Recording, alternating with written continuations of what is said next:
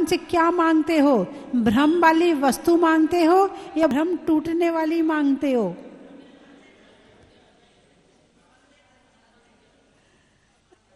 अब आप देख लो, मैं नहीं कह रही हूं। हैं, शास्त्र पढ़ते हैं, समय सार भ्रम को टूटने के बाद की सबसे उच्च स्थिति का ग्रंथ है।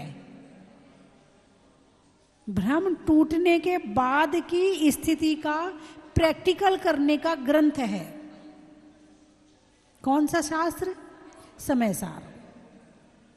मुंह से तो कह देते हैं अरे कोई किसी का नहीं है, सब झूठा है, और 2 मिनट बाद फिर वही सब अच्छा लगने लगता है। जब लड़ाई झगड़े होते हैं पति पत्नी में तो क्या कहते हो? सब बेकार है, कितना कर लो इनके घर वालों के लिए, इनके लिए, सब बेकार, सब झूठे। इससे अच्छा तो था कि हम माता जी बन जाते। अरे बोलिए ना, कई बार लगता कि नहीं लगता? झगड़ा होता तब लगता नहीं लगता है ना? फिर झगड़ा होने के बाद लड़ाई हुई, फिर थोड़ी देर बाद दोनों फिर हंसने बोलने लगे, फिर अबे कौन जाएगा माता? हम नहीं बन सकते माता जी, हमसे नहीं बना जाएगा। जब किसी शमशान घाट में जाते हो तो वहां जाकर क्या लगता? ओहो हो, सब झूठा है संसार, एक दिन यहीं आना है, एक दिन मुझे भी यहीं आके जलना है। और जैसे ही घर पहुंचे और स्नान किया, वैराग धुल जाता है। इसको कहता है शमशानी वैराग। कौन सा वैराग? शमशानी वैराग। थोड़ी देर के लिए आता है और वापस आके फिर उसी मोह में फंस जाते हैं, उसी भ्रम में।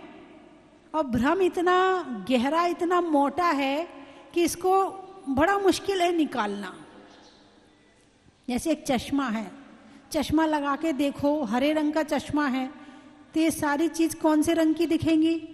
हरे रंग की दिखेंगी। नीला चश्मा लगाओ तो नीले रंग की दिखेंगी, और बिना चश्मा के देखे तो जैसी है वैसी दिखेगी। ऐसे ही मोह का चश्मा लगा है तो ये सब मेरा मेरा लगता है। ये जमीन मेरी, ये मकान मेरा, ये घर मेरा, ये पैसा मेरा, ये पत्नी मेरी, ये बच्चे मेरे, ये माँ मेरी, ये मेरी, ये मेरी, ये। अब मोह का चश्मा उतारो और फिर देखो इस संसार को, तो पता चल जाएगा कि कौन क्या है। जब तक ये मोह का चश्मा लगा है तब तक तुम्हें सत्य नजर आने वाला नहीं है। सत्य को देखने के लिए मोह को हटाना बहुत जरूरी है। अभी वो देखते हो जो मोह दिखा रहा है। अभी क्या देख रहे हो? मोह दिखा रहा है, तुम नहीं देख रहे हो। अभी तो मोह का चश्मा लगा हुआ है। ये शरीर मेरा, ये पत्नी मेरी, ये कर लो, ये खा लो, ये पी लो, ये देख लो, ये सुन लो, ये सो जाओ, ये कर लो, अभी यही सब दिख रहा है। और जब मोह का चश्मा उतरेगा उस दिन लगेगा ओहो हो, कहाँ भ्रम में पड़े थे। और ये मोह का चश्मा उतरता है तब जब अंतिम समय आता है, सब छूट जाएंगे, अब सबको छोड़ के जाना है। और अंतिम समय भी मोह हट जाए ये भी बहुत बड़ी बात है। वरना अंतिम समय में भी उसका मुंह दिखा दे, उसको बुला दे, जरा हलवा और बना दे, जरा पकौड़ी और खिला दे, अंतिम समय में भी ये मोह टूट जाए ये बहुत बड़ी बात है।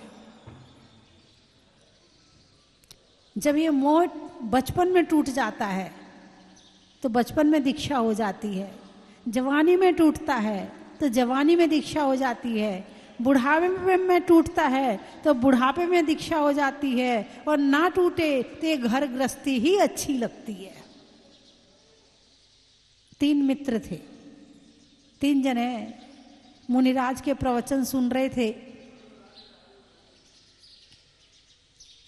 तीनों उठे, एक बच्चा था, एक युवा था और एक वृद्ध था।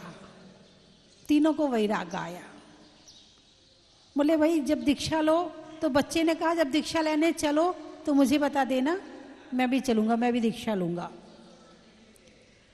तो जो बूढ़ा था वो घर गया, संपत्ति बांटी, सबको व्यवस्थित किया, घर से निकला दीक्षा लेने के लिए। फिर वो जो युवा था वो दुकान में बैठा था, दुकान चला रहा था। उसने कहा चल भाई दीक्षा लेने के लिए। हाँ चल, जरा अंदर पत्नी से कह दूं फिर चलता हूँ। अंदर गया, पत्नी से कहा मैं दीक्षा लेने जा रहा हूँ और निकल गया। आगे गए तो वो बच्चा खेल रहा था, जिसे वैराग आया था वो बच्चा खेल रहा था।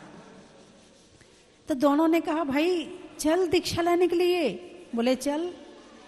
बोले घर में तो कह दे। अरे किसको कहना, दीक्षा मुझे लेनी है। क्या दीक्षा मुझे लेनी है? एक वृद्ध को घर छोड़ने में कितना टाइम लगा, एक युवा को घर छोड़ने में कितना टाइम लगा, और एक बच्चे को घर छोड़ने में कितना टाइम लगा। युवा का मोह ज्यादा था तो उसे समय ज्यादा लगा। वृद्ध का, युवा का उससे कम था तो उससे कम समय लगा, और बच्चे को समय नहीं लगा, निकल गया, चला गया। आचार्य कुंद स्वामी ने 11 वर्ष में दीक्षा ले ली। उनका मोह 11 वर्ष में छूट गया। आचार्य जिनसेन स्वामी ने 8 वर्ष में दीक्षा ले ली, उनका 8 वर्ष में छूट गया। भगवान महावीर ने 30 वर्ष में दीक्षा ली। जिसका जब छूट जाए मोह उसी समय दीक्षा हो जाती है। और यदि दीक्षा लेने के भाव नहीं है, इसका मतलब मोह कम नहीं हो रहा है। क्या मोह कम नहीं हो रहा है? ये मोह तुम्हें सत्य देखने नहीं दे रहा है, ये मोह तुम्हें सत्य जानने नहीं दे रहा है। जिस दिन सत्य देखने और जानने को मिल जाएगा उस दिन ये घर छूट जाएगा। बात समझ में आई कि नहीं आई? भ्रम और भ्रमण। भ्रमण शब्द सुना है? कहाँ जा रहे हो? भ्रमण करने जा रहे हैं। अभी तक क्या किया है? 84 लाख योनियों में भ्रमण किया है। जो भ्रम में रहता है वो भ्रमण करता है, और जिसका भ्रम टूट जाता है वो भगवान बन जाता है।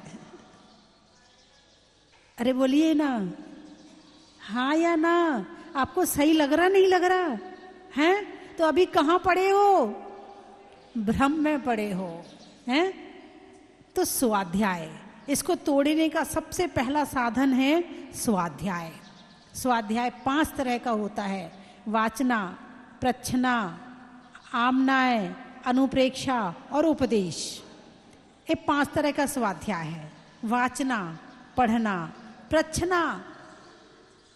जब भ्रम टूटता है तो अनेक प्रश्न मन में खड़े होते हैं। ये क्या है? ये कैसे होता है? ये कैसे करना है? ये क्यों करना चाहिए? प्रच्छना। वाचना के बाद प्रच्छना, है ना? आमनाय, उसके अनुसार चलना। अनुप्रेक्षा, जो आपने पढ़ा है उसका बार बार चिंतन करना, मनन करना, 12 भावनाओं का चिंतन मनन करना, जो वैराग्य को जन्म देने वाली हैं। ऐसी 12 भावना है तो उनका चिंतन मनन करना, अनुप्रेक्षा। और उपदेश, यदि प्रवचन भी सुन रहे हो तो स्वाध्याय हो रहा है। स्वाध्याय के 5 भेद हैं। तो सबसे पहले 4 अनुयोगों का स्वाध्याय किया जाता है: प्रथमानुयोग, करणानुयोग, चरणानुयोग, द्रव्यानुयोग। प्रथमानुयोग से जाना धर्म कैसा होता है, किसने किया था, उसका फल उसे कैसे मिला था। जब आप छोटे थे तो आपको कैसे समझाया जाता था? कहानी के द्वारा।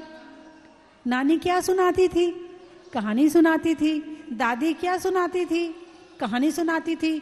सीधे ये नहीं कहा था कि चोरी नहीं करना चाहिए, नहीं, पहले ये प्रैक्टिकल दिखाया किसी कहानी के माध्यम से, चोरी क्या होती है और चोरी का फल क्या होता है। कहानी सुनाई, फिर कहा कि चोरी नहीं करना चाहिए, है ना? इसी तरह से हिंसा, झूठ, हैं, ये सारे प्रैक्टिकल से समझाए जाते हैं। क्रोध क्यों नहीं करना चाहिए? देखो उसके साथ में ऐसा हुआ था, देखो उसके साथ में ऐसा हुआ था, तो आपको समझ में बात जल्दी आ जाती है। यदि उदाहरण से समझाया जाए तो जल्दी समझ में आ जाती है, और बिना उदाहरण के समझाया जाए तो समझ में नहीं आती है। तो इसीलिए सबसे पहले प्रथमान योग। राम ने क्या किया, कैसा जीवन जिया, जीवन कैसा होना चाहिए। रावण ने क्या किया, दोनों पक्ष उपस्थित किए, राम का और रावण का, एक बुराई का एक अच्छाई का। कितनी शक्तियां हो लेकिन बुराई साथ में हो तो खत्म हो जाते हैं, और कितना भी कुछ हो लेकिन अच्छाई साथ में हो तो राम जैसे तर जाते हैं। सास के साथ कैसा व्यवहार करना चाहिए, अंजना सती का उदाहरण प्रस्तुत किया। पति के साथ कैसे निभाना चाहिए, सीता का उदाहरण प्रस्तुत किया। पति का साथ कैसे निभाना चाहिए, मैना सुंदरी का उदाहरण प्रस्तुत किया। तो पहले प्रैक्टिकल से सिखाते हैं, जिन्होंने अपना ऐसा जीवन जिया है उन महापुरुषों के माध्यम से, सतियों के माध्यम से समझाया, समझ में आया, फिर आगे बढ़ते हैं। अब आओ कर्णानी योग में, कर्म व्यवस्था समझाई, 3 लोग की व्यवस्था समझाई कि कर्म क्या है, कितने होते हैं, कौन सा कर्म क्या करता है, पूरा कर्म कांड बताया, जीव कांड समझाया। तो कर्णानियों के माध्यम से अब समझ में आ गया कर्म क्या होता है। पहले तो मन लगाया कहानियों के माध्यम से, फिर पहुंचाया कर्णानी योग में, फिर कहा अब कर्णानी योग समझ में आया, अब आपको लगा कि गुणस्थान क्या होता है, गुणस्थान कैसे चढ़ा जाता है, तो चरणानी योग। अपना आचरण सुधारो, अपने भाव सुधारो, तो चरणानी योग बता दिया। अब प्रैक्टिकल में आ जाओ।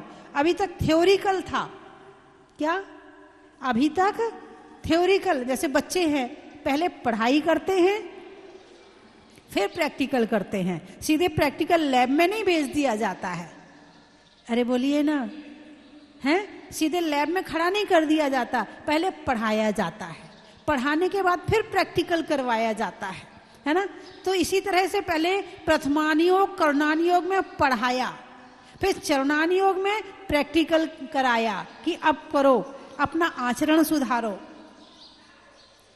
पहले गुण स्थान में हो, चौथे में कैसे पहुंचना है, छठवें में कैसे पहुंचना है, उससे ऊपर कैसे पहुंचना है, क्या क्या होता है, कैसे करना चाहिए, थोड़ा सा प्रैक्टिकल बता दिया, आचरण सुधार दिया। क्या सुधार दिया, आचरण सुधार दिया, आचरण के साथ विचार सुधार दिए, है ना। तो चरणानी योग आ गया। अब आया द्रव्यानी योग। अभी तक क्या समझा था, सम्यक दर्शन, सम्यक ज्ञान, सम्यक चारित्र को समझा, है ना। आचरण कैसे, व्रत कैसे, संयम कैसे, नियम पालन कैसे करें, कैसे बुराइयों से बचें, कैसे क्या करें, अभी तक इसमें चल रहे थे। अब आ जाओ द्रव्यानी योग में। किसमें, समय सार में। किसमें, समय सार में। अब और प्रैक्टिकल आ गया, बैठ जाओ ध्यान में। क्या करना है, क्या करना है। अब इष्टोपदेश आदि भी द्रव्यानी योग के ग्रंथ हैं। इष्टोपदेश में भी बड़ी अच्छी अच्छी गाथाएं आती हैं, है ना। और समय सार तो ध्यान का ग्रंथ है ही। शुरुआत में बता दिया अभी तक क्या किया है। सुत परिचिदान भूदा सवस्वी काम भोग बंद कहा, एयत्त सुवलंबो नवरीण सुलभो बिहत्त से। श्रुत में आई है, परिचय में आई है, अनुभव में आई काम भोग बंद की कथा। अब एकत्व और विभक्त की कथा ना सुनने में आई, ना परिचय में आई, ना अनुभव में आई। तो क्या करना, अब लाओ अनुभव में। मैं एक हूं, मैं अकेला हूं, एको हम निर्मल शुद्धो ज्ञानी योगेंद्र गोचरा। मैं एक हूं, निर्मल हूं, शुद्ध हूं। आ जाओ, बैठ जाओ इसमें। छिद्द दुबा भिद्द दुबा, पहले 22 परिचय बताए, फिर 22 परिचय करने का प्रैक्टिकल कैसे करना है वो समय सार में बताया। समय सार सबसे आखिरी का ग्रंथ है, सबसे पहले पढ़ने वाला ग्रंथ नहीं है। समय सार पहले पढ़ लिया तो चरणानी योग छूट जाएगा, कर्णानी योग छूट जाएगा, प्रथमानी योग छूट जाएगा। पहले बच्चे को सीधे ये नहीं कहा जाता चोरी मत कर, आत्मा का ध्यान लगा ले, नहीं लगा पाएगा। पहले धीरे धीरे धीरे धीरे करके उसे सीढ़ियां चढ़ाई जाती हैं, फिर छत पे पहुंचाया जाता है। तो द्रव्यानी योग छत में पहुंचने वाला ग्रंथ है, और पढ़ना भी जरूर है, छोड़ना भी नहीं है। और सीधा केवल जिसमें भाव को सुधारने की बात है वो समय सार है, जिसमें आचरण को सुधारने की बात है वो चरणान योग है, मूलाचार है, श्रावकाचार है, रत्नकरण श्रावकाचार है। जो आचरण नहीं सुधार पाया वो भाव क्या सुधारेगा।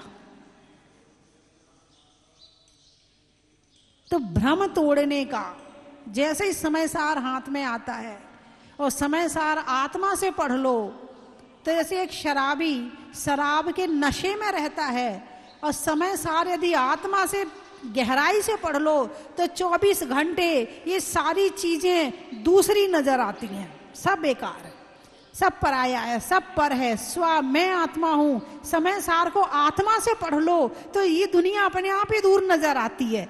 एक भाव पूरे समय बना रहता है, पूरे समय मन में एक विचार चलता रहता है, छिद्द दुआ भिद्द दुआ, तन अलग है शरीर अलग है, शरीर को चाहे छेद दो भेद दो ये फिर भी मेरा नहीं है, ये छिद जाए भिद जाए कुछ कर लो इस शरीर का, शरीर मेरा नहीं है। और इस स्थिति तक पहुंचने के लिए, इस प्रैक्टिकल में पहुंचने के लिए चरणान योग बहुत जरूरी है।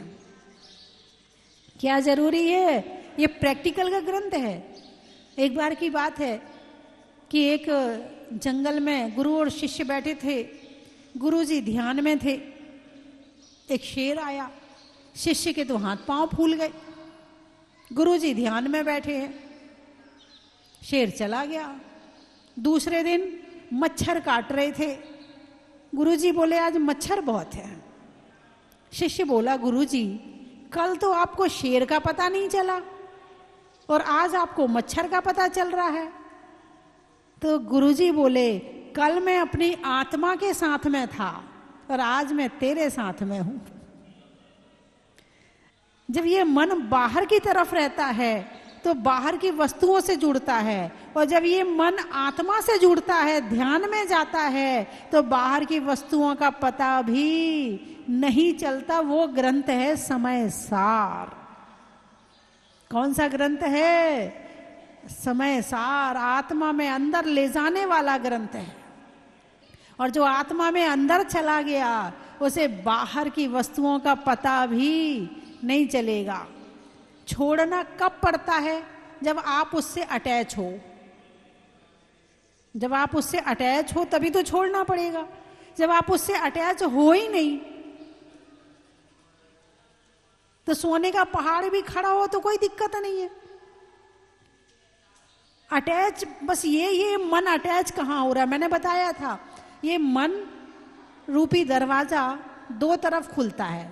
जैसे आपके घर का दरवाजा एक तरफ खुलता है, लेकिन ये मन रूपी दरवाजा दोनों तरफ खुलता है। इसे अंदर आत्मा से जोड़ो तो ये अंदर आत्मा से अटैच हो जाता है, और इसे बाहर की वस्तुओं से जोड़ो तो ये बाहर से अटैच हो जाता है। ये दोनों तरफ खुलता है। तो अभी तक आपने कहाँ खोला है? कभी अंदर की तरफ खोला? नहीं खोला, नहीं खोला, बाहर ही खोल के रखा है। आ जाओ, जितने कर्म आने हैं आ जाओ, आ जाओ। है? और जब अंदर से जुड़ोगे ना ऐसा आनंद आएगा। आपने अभी तक बाहर की दुनिया देखी है, जिस दिन आत्मा के ध्यान की दुनिया देखोगे ना ये बाहर की दुनिया भूल जाओगे। भगवान के पास में क्या है? अच्छा आपके पास में मकान है कि नहीं? अरे बोलिए ना। है? गाड़ी है? अच्छा सोना चांदी वो भी है ना? अच्छा परिवार वो भी है। तो आपके पास कोई दुख तो नहीं है? अरे बोलिए ना। सब कुछ है तो सही, अब काय का दुख है ना? कोई दुख नहीं है। तो इसका मतलब ये हुआ भगवान सबसे ज्यादा दुखी है। उनके पास ना घर है, ना मकान है, ना दुकान है, ना पैसा है, ना सोना है। अब बताओ भगवान दुखी है कि नहीं है? प्रश्न का उत्तर दो, भगवान दुखी है कि नहीं है? आप सुखी हो कि नहीं है? देख लो, उत्तर देने के पहले सोच लेना मैं फिर क्या कहूंगी। आप दुखी हैं या नहीं है? अच्छा महाराज जी दुखी हैं कि सुखी हैं? उनके पास तो पर ना परिवार है, ना सोना, ना चांदी, ना कपड़ा, कुछ भी नहीं है। तो महाराज जी दुखी हैं कि सुखी हैं? तो फिर आप क्यों दुख में पड़े? आ जाओ।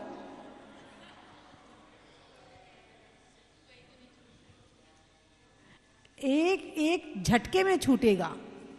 गणेश प्रसाद वर्णी जी का एक उदाहरण आता है कि एक बार एक व्यक्ति उनके पास आया, महाराज दीक्षा तो मैं लेना चाहता हूँ, ये घर वाले नहीं छोड़ते हैं मुझे। क्या कहा? दीक्षा तो मैं लेना चाहता हूँ, ये घर वाले नहीं छोड़ते मुझे, आप कुछ बताओ मुझे ताकि मैं दीक्षा लेने के लिए घर छोड़ के आ जाऊँ, ये घर वाले मुझे छोड़ दें।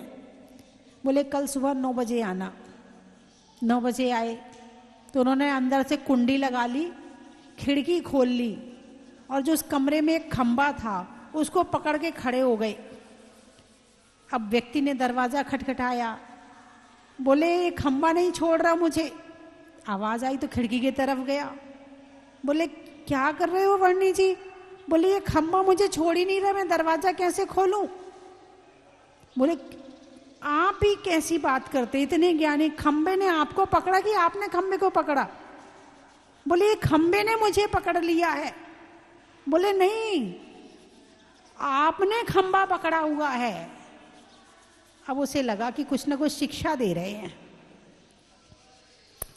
तब वर्णी जी मुस्कुराए, दरवाजा खोला, भैया घर वालों ने तुझे नहीं पकड़ा है, तूने घर वालों को पकड़ा है, तो इसलिए नहीं छूट पा रहा है, तेरा मोह नहीं छूट पा रहा है। और जिस दिन ये मोह छूटेगा छोड़ने में देर नहीं लगेगी।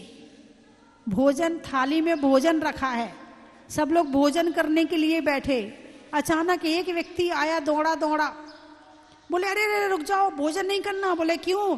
बोले खाने में वो छिपकली गिर गई, खाओगे? क्यों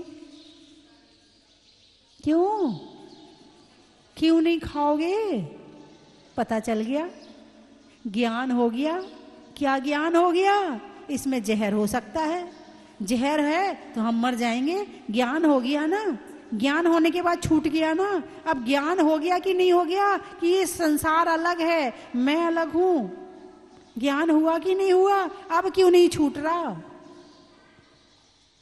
उसके बाद भी जहर पिए जा रहे, भ्रम में हैं, इसलिए भ्रमण है। और जिस दिन भ्रम छूट जाएगा उस दिन भ्रमण छूट जाएगा। भ्रम रोग हर जिनके वचन, वचन कैसे होने चाहिए? भ्रम में डालने वाले या भ्रम से निकालने वाले? बोलिए ना, निकालने वाले। अच्छा, यदि आपका बेटा प्यार से बात ना करे आपसे, ओ मेरी माँ है, तू तो बहुत अच्छी है, तू तो ऐसी है, अच्छे से बात ना करे आपसे, आपसे चिल्ला चिल्ला के बात करे, तो आप दुखी होगे कि सुखी होगे? तुम्हारा भ्रम टूट रहा है, दुखी क्यों हो रहे हो? पहले भी पता था कि ये तो लगता है मेरा बेटा है ही नहीं है, मेरा दुश्मन है, दुश्मन ये तो मेरे से बदला लेने के लिए आया है, ऐसा लगता है। ऐसे ही सोचते हो ना, ऐसा लगता है मेरे से बदला लेने के लिए आया, मेरे पिछले जन्म का दुश्मन है ये तो, है ना? मेरा बेटा नहीं है। भ्रम टूटा कि नहीं टूटा? अरे बोलिए ना। तो जिसने तुम्हारा भ्रम तोड़ा वो अच्छा है कि बुरा है? बोलिए। जिसने तुम्हारा भ्रम तोड़ा तुम उसकी तारीफ कर रही हो कि बुराई कर रही हो? उसकी तारीफ करनी चाहिए कि बुराई करनी चाहिए? यदि तुम्हारी बहू तुमसे अच्छे से बात ना करे, तुम्हारे को गुस्सा करे और बुरा बोले, तो तुम्हारा भ्रम टूटा, ये बहू तो मेरी है ही नहीं है। तो भ्रम टूटा कि नहीं टूटा? तो बहू अच्छी है कि खराब है? भ्रम तोड़ने वाला अच्छा है कि खराब है? अब मैं क्या तोड़ रही हूं? आपका भ्रम तोड़ रही हूं ना, तो मैं अच्छी हूं कि खराब है? हम बताओ, बहू अच्छी है कि खराब है? और तुम क्या करते हो उसकी? बहुत मुश्किल है, इस संसार को समझो। जानो पहचानो। जब तक नहीं जानोगे ना तब तक मानने में क्वालिटी नहीं आएगी। मानने में क्वालिटी तब आएगी जब अच्छी तरह से जान लोगे। जानने के बाद ही श्रद्धा में दृढ़ता आती है, और जब श्रद्धा में दृढ़ता आती है तो सम्यक दर्शन होता है। हम कह रहे कि अभी तुम पूर्ण रूप से घर त्याग नहीं कर पा रहे हो, मगर ज्ञान और दृढ़ता तो कर ही सकते हो। निश्चय और व्यवहार में रहो, लेकिन विचारों में निश्चय रखो। क्या तुम्हारे घर में, मान लो तुम जयपुर में या दिल्ली में रहते हो, तो घर में तुम्हारा बेटा भी रहता है और तुम्हारी नंद का बेटा भी रहता है, पढ़ने के लिए आया है, तो दोनों के प्रति समान भाव रहेंगे क्या? नहीं। लेकिन खाना तो दोनों को एक सा खिला रहे हो, पानी दोनों को एक सा पिला रहे हो, नाश्ता दोनों को एक सा दे रहे हो। सब कुछ करने के बाद विचारों में तो बात है ना, ये नंद का लड़का है और ये मेरा बेटा है। ऐसा हो सकता कि नहीं हो सकता कि सारे काम करते हुए विचारों में बना रहता है, ये तो कुछ दिन के लिए आया है चला जाएगा। ऐसा हो सकता कि नहीं हो सकता? अरे बोलिए ना, हैं भाई, यही तो करना है जो तुम अपने बेटे और नंद के बेटे के साथ में करते हो, यही तो करना है। रहना उसी घर में है, खाना वही खाना है, कपड़े वही पहनने हैं, सब कुछ वही करना है। बस अंदर में श्रद्धा ये बनानी है, ये आत्मा अकेली थी, अकेली है, अकेली रहेगी। इस घर में कोई भी मेरा नहीं है। जब बोलोगे तो ये मेरा बेटा है, बोलने में आएगा। ये मेरे पति हैं, ये मेरी माँ है, ये मेरी बहन है, बोलने में सब कुछ वही आएगा, लेकिन श्रद्धा में रहेगा कोई भी मेरा नहीं है। बात समझ में आई कि नहीं आई? घर में रह के क्या जगाना है? अभी श्रद्धा जगानी है। जब श्रद्धा मजबूत हो जाएगी ना, तो जितनी तरफ से टेंशन आ रही है ना, वो सारी टेंशन खत्म। जब कोई मेरा है ही नहीं है तो टेंशन किसकी? टेंशन कब तक है? जब तक मेरा है। और जब मेरेपन का भाव खत्म हुआ तो टेंशन खत्म। तुम टेंशन दूर करने के लिए कहां कहां जाते हो? ज्योतिषी के पास जाते हो, वकील के पास जाते हो, भगवान के पास जाते हो, गुरुओं के पास जाते हो। एक ही मंत्र है, जिसे अपना मान रहे हो, अंदर से श्रद्धा बना लो कि कोई भी मेरा नहीं है। वो ठोकर दे, उसके बाद तुम छोड़ो, उसके पहले तुम छोड़ दो, क्योंकि ठोकर देने के बाद तो छोड़ना पड़ेगा। जो चाबी तुम कमर में लटकाए घूमते हो, ये सदा कमर में नहीं लटकी रहेगी, हैं? पहले चाबी कहाँ थी? तुम्हारी सास के पास थी। उसके पहले चाबी कहाँ थी? उसके सास के पास थी। उसके पहले चाबी कहाँ थी? उसके सास के पास थी। ये चाबी की कमर बदल रही है, और वो चाबी जिसके पास होती वही कहता मेरी चाबी, मेरी तिजोरी, मेरा धन। वो धन किसी के साथ ही नहीं गया। पुरानी दुकान, पहले पिताजी दादाजी बैठ रहे थे, फिर वो चले गए, फिर पिताजी बैठ रहे थे, फिर वो चले गए, फिर बेटा बैठ रहा है, फिर उसका बेटा बैठ रहा है, और जो बैठता है वही कहता मेरी दुकान। जो बैठता है वही कहता है मेरी दुकान, और दुकान किसी के साथ गई नहीं, बैठने वाले जाते रहे। बात समझ में आई कि नहीं आई? तो श्रद्धा यही बनानी है। काम सारे करो, काम करने के दिन भोजन भी बनाओ, भोजन भी कराओ, प्रेम से कराओ, अच्छे से कराओ, लेकिन स्वाध्याय करो, ध्यान करो, और हमेशा विचार में रखो। क्या? विचारों में समय सार, आचरण में चरणानी योग, श्रावकाचार, आचरण में श्रावकाचार, विचारों में समय सार, और बच्चों को सुनाने के लिए प्रथमानी योग।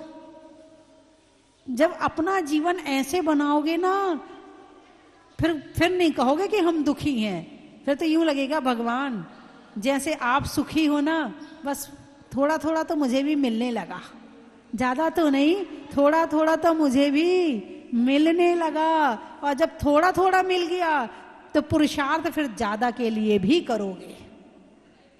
बोलिए हाँ या ना? जैसे एक कैदी जेल में रहता है, तो जेल में रहना उतना बुरा नहीं है, लेकिन जेल में रहकर गलत काम करना बुरा है।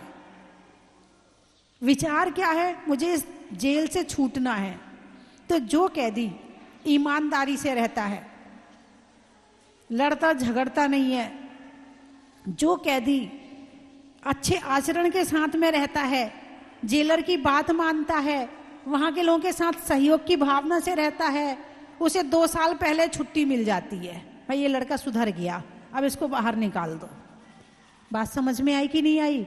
अब इस बाहर के जीवन से मुक्ति प्राप्त करने के लिए अपना आचरण सुधारना जरूरी है, तो हमें इस जेल से मुक्ति मिलेगी, इन 4 गतियों से मुक्ति मिलेगी, इन 4 जो आयु में हम जी रहे हैं इससे मुक्ति मिलेगी। वरना 4 गति 84 लाख योनियों में गलती करते रहेंगे और जेल में पड़े रहेंगे। जो जेल में रह के ज्यादा गलती करता है उसकी सजा बढ़ा दी जाती है, और जो जेल में रह के गलती कम करता है या नहीं करता है उसकी सजा भी घटा दी जाती है। बस ये संसार एक जेल है, इस जेल से निकल के मोक्ष जाना है। और तो यहाँ जितनी गलती करोगे ये संसार और बढ़ता चला जाएगा, और जितने अच्छे से रहोगे उतना आप जल्दी मोक्ष पहुंच जाओगे। बस सीधा सीधा गणित है ये। तो विचारों में समय सार, आचरण में श्रावकाचार, वाणी में प्रथमानी योग, करणानी योग, ताकि ये जीवन तुम्हारा भी अच्छा बने और तुम्हारे साथ जो लोग जी रहे हैं उनका जीवन भी अच्छा बने।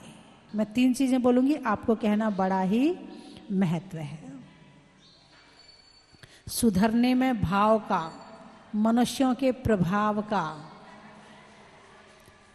मनुष्यों के प्रभाव का और धर्म के भाव का, बुराई के छूटने का, बुराई के छूटने का, अनाज में चने का और भ्रम के टूटने का। कहाँ कहाँ से आए हो? आम की बौर का, खाने में कौर का, आने वालों में इंदौर का, बीमार में दवा का और आने वालों में खंडवा का। बनारस पक्षियों में सारस का, पक्षियों में सारस का, प्रभु के दर्श का और आने वालों में बनारस का। पानी में मगर का, चलने में डगर का, आने वालों में वर्णनगर का। उज्जैन चेहरे पर नैन का, दूध की केन का और आने वालों में उज्जैन का। पानीपत लिखने में खत का, मकान की छत का और आने वालों में पानीपत का। नहीं करने में चिक चिक का, घड़ी में टिक टिक का और आने वालों में नासिक का। जींद, हाँ जींद वालों को बताते। स्वर्ग में इंद्र का, देवों में दिवेंद्र का और आने वालों में जींद का। छिंदवाड़ा जनवरी में जाड़ा का, जाड़े में काढ़ा का और आने वालों में छिंदवाड़ा का। बोलिए 24 भगवान की। जहाजपुर में आज हैं, इसे हम जहाजपुर ही नहीं, भारत ही नहीं, विश्व का ये ऐसा प्रसिद्ध अतिशयकारी जिनालय है जो जहाज के आकार का सबसे बड़ा विश्व में निर्मित है, और पूज्य माताजी के द्वारा रिकॉर्ड समय में ये निर्मित किया गया है। इतने रिकॉर्ड समय में आज तक कोई इतने वृहद तीर्थ का निर्माण भारत में या विश्व में कहीं नहीं हो पाया है।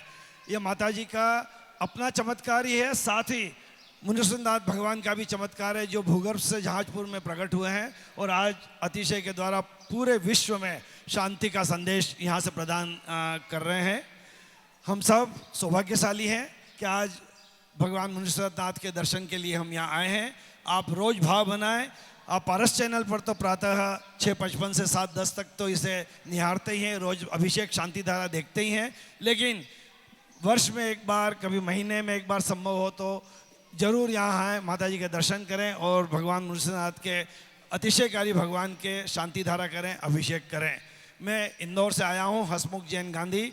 हम बहुत शीघ्र ही 5 और 6 जून को स्मार्ट गर्ल के नाम से एक बहुत बड़ा आयोजन यहाँ स्वस्ति धाम में करने वाले हैं।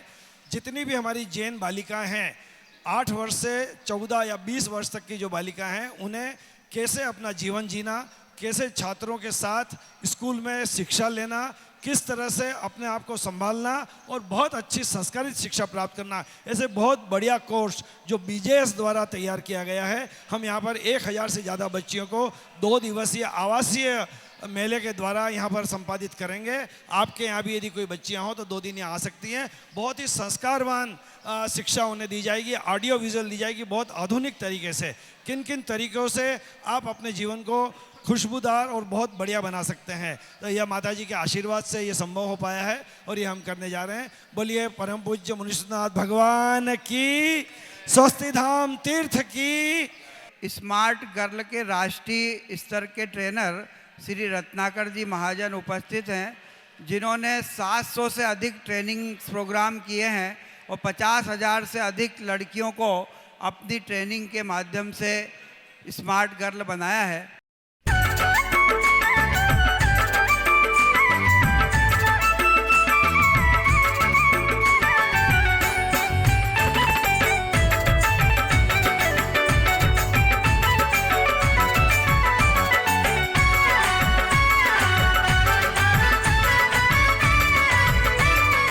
कंचन की थाल को सजाओ रे आज, रत्नों की थाल को भर लाओ रे आज। आओ आओ करे रे गुणगान आरती भगवन की, आओ आओ करे गुणगान आरती भगवन की। आओ आओ करे रे गुणगान आरती भगवन की।